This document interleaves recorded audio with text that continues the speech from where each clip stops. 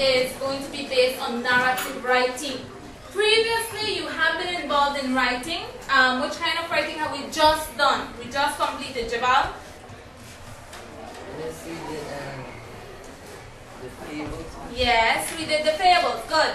So we're going to be looking at narrative writing, what it is, and what elements are needed in order for you to be able to create a narrative piece. Alright? So when you look at fables, what elements had to be there in order for you to create a fable? Let's start with Roberto. List one element at the top of your head. What comes to mind? The title. That you had to have a title. Okay. What else? Alder, what else comes to your mind? Characters. You had to have characters. Stefan, you had to have a setting. Minor, moral. You had to have a moral. Yes, Vincent? A conflict. You had to have a conflict. Without a conflict, would your story be interesting? No, right? Yes, Gian? A resolution. What else do you recall that you had to have? Climax. A climax. Now what happens in the climax? Very quick. The most important. The most important, the most exciting. Okay, the characters were animals. They were given human qualities. Anything we're missing, Shanice, that you recall when we did fables? We already mentioned the resolution. Good. Kevin, we used a lot of personification. Rising action. The rising action. Who recalls what happened in the rising action? Okay, that what caused the problems. So the problems are being created. What is another name for problems? Who recalls? Conflict. A conflict. Very good. So you mentioned that you had to have a setting, you had to have a rising action, a climax. What are we missing? Title. We already mentioned that. Yes, Elizabeth? Okay, all of those are part of the plot. But what part of the plot are we missing? Falling action. And finally, who had mentioned resolution? Gian. Okay, resolution. Good. So we're going to be looking at all of these elements so that by the end of this unit, we'll be able to create your own piece of narrative writing. Something interesting and entertaining. Now, narrative, all of you are familiar with this because you do this every day.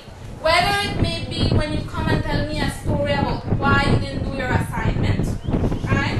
Or whether it be you tell your parents a story about why you arrived late, or why you comment to your friends what happened, what you saw during the weekend, what happened when the fight broke out. So we are always using stories in our lives, right? So what we're going to be doing next is we're going to be listening to a song.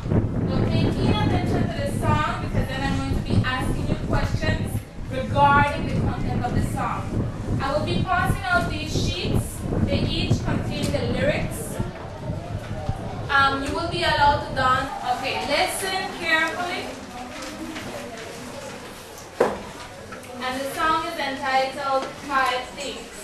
And it is actually a rock. Check it out, y'all.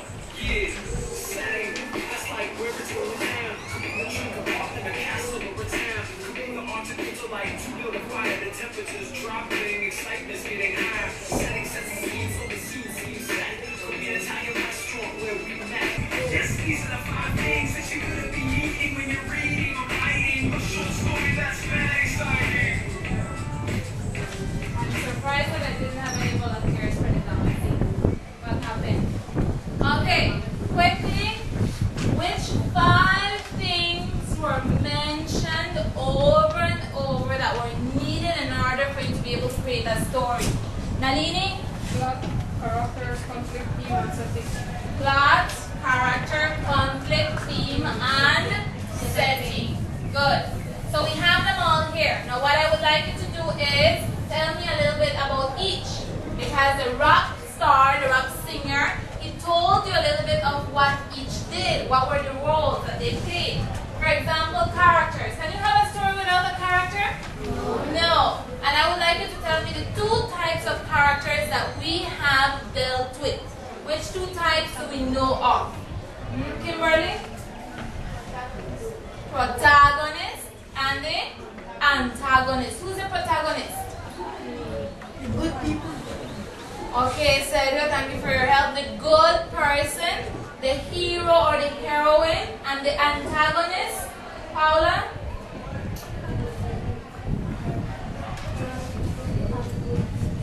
The people?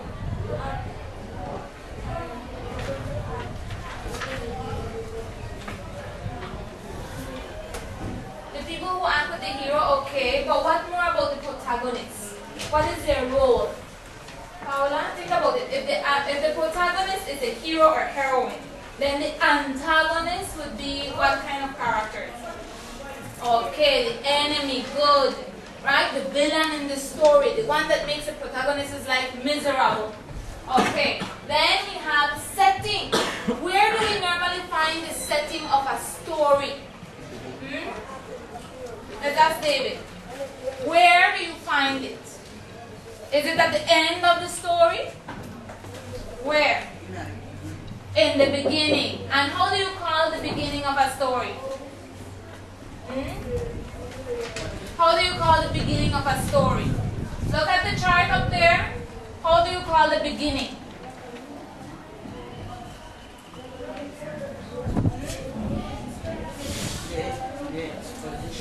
The exposition. Good. In the exposition, you get the setting along with the introduction of the characters, a time, right?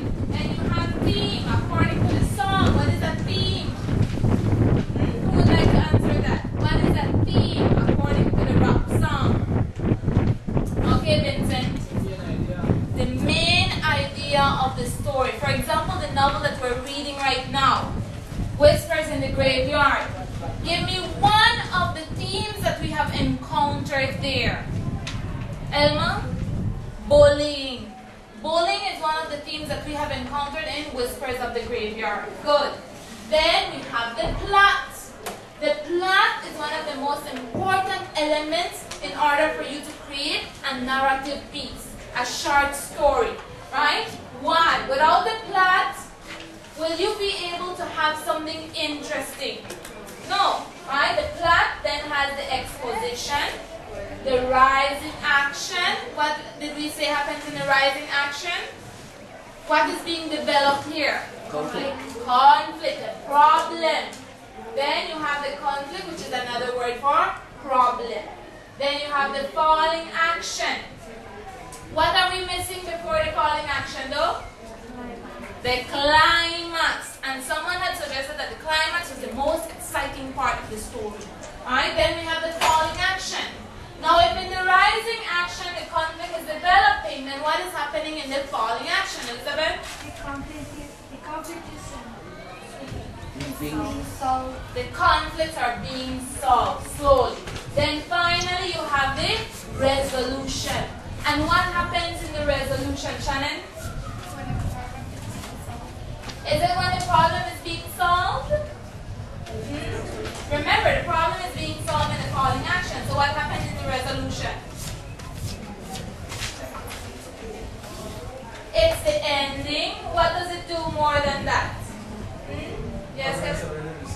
Okay, the problems have already been resolved. It gives you the conclusion of the story. Okay, very good. Now, I would like you to help me, since you seem to already know the elements that help create a narrative writing. I am going to ask you to help me in plotting